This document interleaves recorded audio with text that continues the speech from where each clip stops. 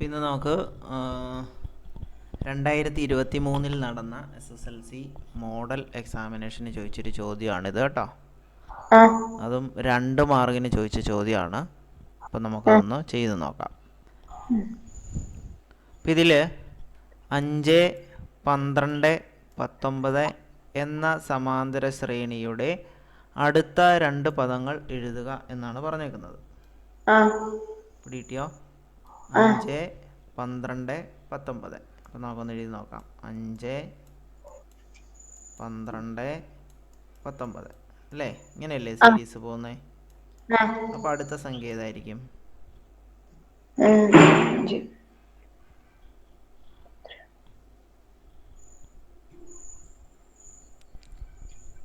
Okay, അതിനെന്ത് ചെയ്താൽ മതി? 5നോട് എത്ര കൂട്ടിയാലാണ് 12 കിട്ടുന്നത് അല്ലേ? അപ്പോൾ 5നോട് നമുക്ക് അതായത് 12 - 5 ചെയ്ത് നോക്കിയാൽ മനസ്സിലാവും. Second time minus first time, അതായത് രണ്ടാമത്തെ പദം മൈനസ് ഒന്നാം പദം.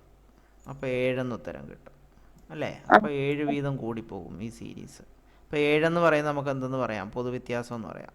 അതൊന്നും ഇവിടെ കാണാൻ ചോദിച്ചിട്ടില്ല, നമ്മൾ മനസ്സിലാക്കി വെക്കാൻ വേണ്ടിയിട്ട് പറയുന്നത് കേട്ടോ. പൊതുവ്യത്യാസം നമുക്ക് എന്തെന്ന് കിട്ടി? 7 എന്ന് കിട്ടി. ക്ലിയർ ആണോ? അപ്പം 5നോട് 7 കൂട്ടുമ്പോഴാണ് 12 കിട്ടിയത്. അങ്ങനെയാണെങ്കിൽ 7നെ പൊതുവ്യത്യാസം എന്ന് വിളിക്കാം. അങ്ങനെയാണെങ്കിൽ അടുത്ത സംഖ്യയും അതായത് ഈ രണ്ടാമത്തെ പദത്തിനോട് വീണ്ടും ഇതേ 7 കൂട്ടുമ്പോഴാണ് 19ാമത്തെ, അതായത് മൂന്നാമത്തെ പദം 19 എന്നുള്ള ഈ പദം കിട്ടിയത്. അങ്ങനെയാണെങ്കിൽ ഈ മൂന്നാമത്തെ പദത്തിനോട് വീണ്ടും എത്ര കൂട്ടണം? 7 തന്നെ കൂട്ടണം അല്ലേ? അപ്പോൾ 19ഉം 7ഉം 26 എന്ന് ഉത്തരം കിട്ടും. ശരിയല്ലേ? സമാന്തര ശ്രേണി അടുത്ത 2 പദങ്ങൾ എഴുതാനാണ് പറഞ്ഞേക്കുന്നത്. അപ്പോൾ നമുക്കൊരു പദവും കൂടെ വേണം. 26 എന്ന് പറയുന്നത് ഒരു പദമായി, ഇനി ഒരെണ്ണം കൂടെ വേണം. അപ്പോൾ ഈ 26 എന്ന് പറയുന്ന ഈ പദത്തിനോട്, അതായത് 4ാമത്തെ പദത്തിനോട് വീണ്ടും എത്ര കൂട്ടണം? 7 കൂട്ടണം. കാരണം 7 എന്ന് പറയുന്നത് എന്താണ്? പൊതുവ്യത്യാസമായതുകൊണ്ട് അല്ലേ? അപ്പോൾ 26നോട് 7 കൂട്ടുമ്പോൾ നമുക്ക് എത്ര കിട്ടും? 33. കണ്ടോ? അത്രേ ഉള്ളൂ. അപ്പോൾ നമുക്ക് എത്ര മാർക്ക് കിട്ടി? 2 മാർക്ക് കിട്ടി. കണ്ടോ? സിമ്പിളല്ലേ? അപ്പോൾ ഇത്രയൊന്നും സ്റ്റെപ്പ് എഴുതണ്ട. ആകെ എന്തെഴുതിയാൽ മാത്രം മതി? പൊതുവ്യത്യാസം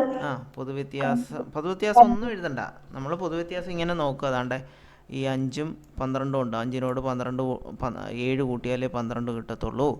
12നോട് വീണ്ടും 7 കൂട്ടിയാലേ 19 കിട്ടത്തുള്ളൂ. അങ്ങനെയാണെങ്കിൽ 19നോട് 7 കൂട്ടി 26ഉം പിന്നെ 26നോട് 7 കൂട്ടി 33. അങ്ങനെ ഈ 2 ഉത്തരം അങ്ങ് എഴുതി വെച്ചാൽ മാത്രം മതി കേട്ടോ. ഇതൊന്നും ചെയ്യാൻ നിൽക്കില്ല. ഇതൊക്കെ ചെയ്ത് കഴിഞ്ഞാൽ നമ്മുടെ സമയം പോത്തേ ഉള്ളൂ. 12ഉം 5ഉം മൈനസ് ചെയ്യുന്നില്ലേ?